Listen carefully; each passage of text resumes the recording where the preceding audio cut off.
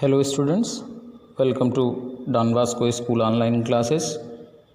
Students, इसके पहले वाले पार्ट में हमने पढ़ा व्हाट इज़ मोशन, मोशन क्या है, how many types of motion, what is the relation between motion and rest. इन सारी टॉपिक्स पर डिस्कस किया हमने और मैं समझता हूँ कि आपको आसानी से समझ में आ गया होगा वो topic. So dear students, in this section we will study about physical quantities. While discussing the motion of an object, we come across many physical quantities like distance, displacement, time, area, volume, density, speed, velocity, acceleration, momentum, force, etc. Student, these physical quantities are divided into two categories. First, scalar quantities and second, vector quantities. जितनी भी physical quantities हैं उनको हम दो categories में divide करते हैं, scalar और वेक्टर क्वांटिटीज़ में, जिसमें पहला मैं आपको बताऊंगा scalar physical quantities. What is scalar physical quantities? Students, the physical quantities which are completely specified by their magnitude are known as scalar physical quantities. आप समझिए, जिसमें सिर्फ मैग्नीट्यूड की ज़रूरत होती है ऐसी फिजिकल क्वांटिटीज़ को हम स्केलर क्वांटिटीज़ कहते हैं। जैसे आप एग्जांपल अगर लेना चाहोगे तो distance, mass, volume, density, time, speed, all these are scalar quantities. Suppose that, मान लीजिए कि अगर आपको कोई डिस्टेंस मेज़र करना है तो आप लिखते हो 50 मीटर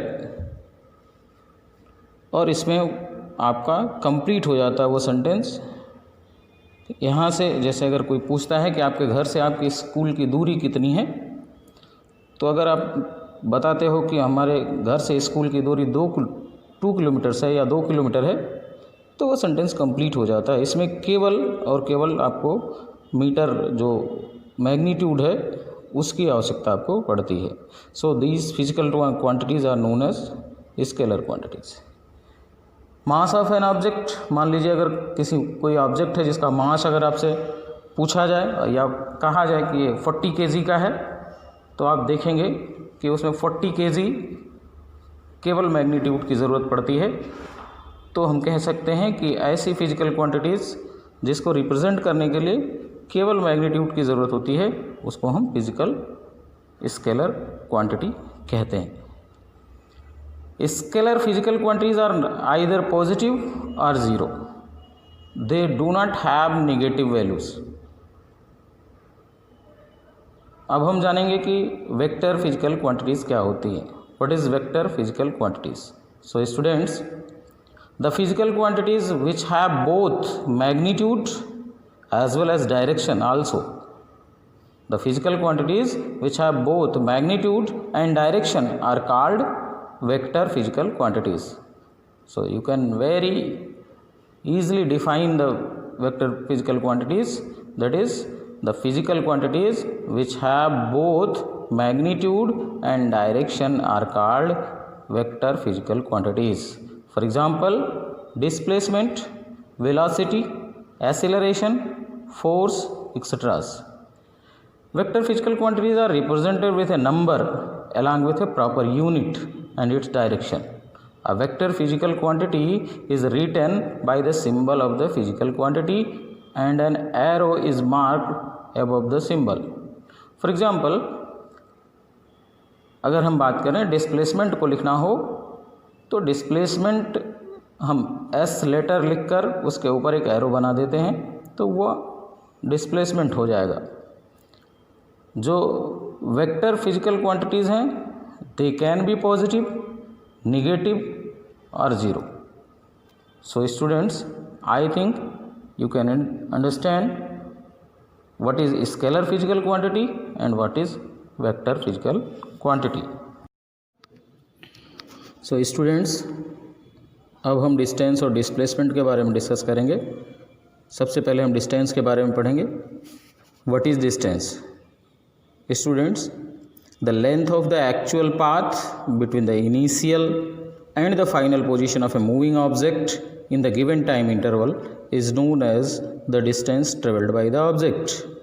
एक बार फिर से मैं आपको डेफिनेशन रिपीट करके बताता हूँ कि the length of the actual path between the initial and the final position of a moving object in the given time interval is known as the distance traveled by the object। इसको अगर आप short में define करना चाहते हैं single sentence में, तो आप कह सकते हैं the length of the actual path covered by an object from initial point to the final point। इसको आप ऐसे भी डिफाइन करेंगे तो ये आपका काम चल जाएगा।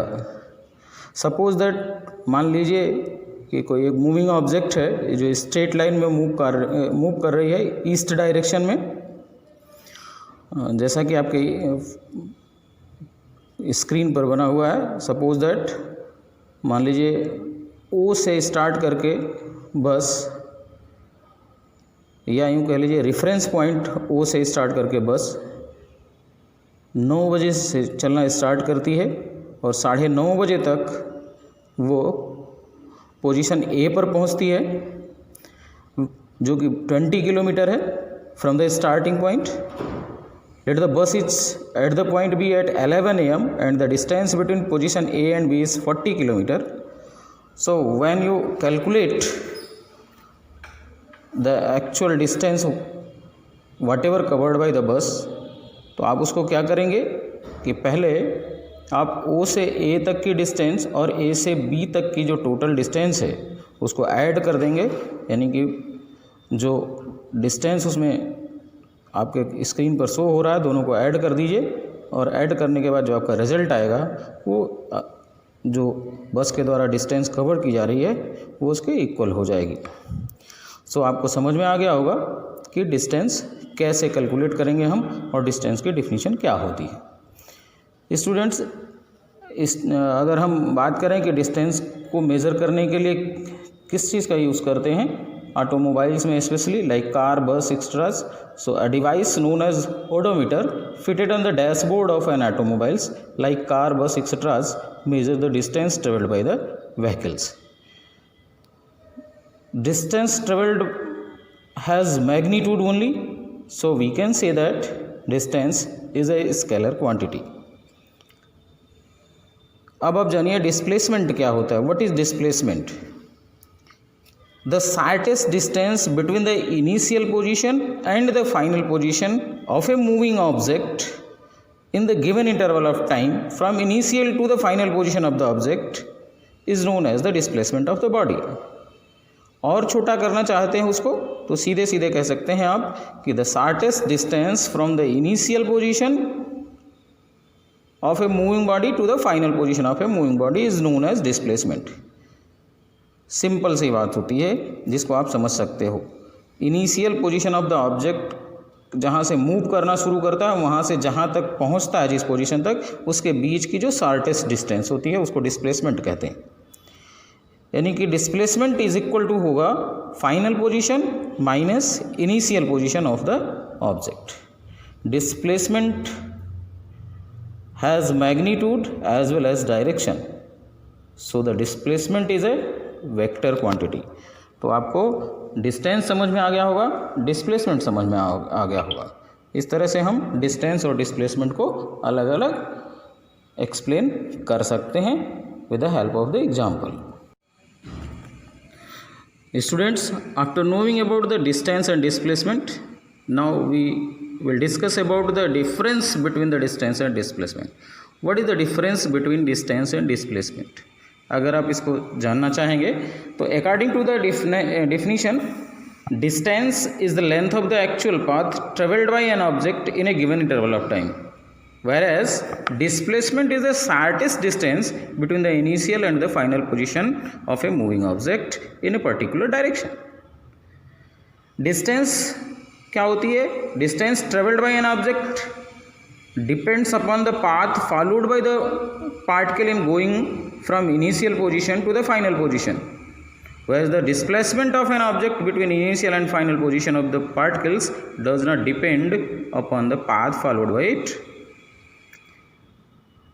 Distance traveled by an object in a given interval of time is always positive, whereas displacement of an object in a given interval of time may be positive, negative or zero.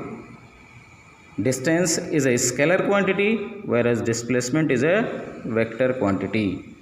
So students, in these topics we discussed about the distance, displacement, and what is the difference between distance and displacement, and what is the physical quantities, that is scalar and vector quantities.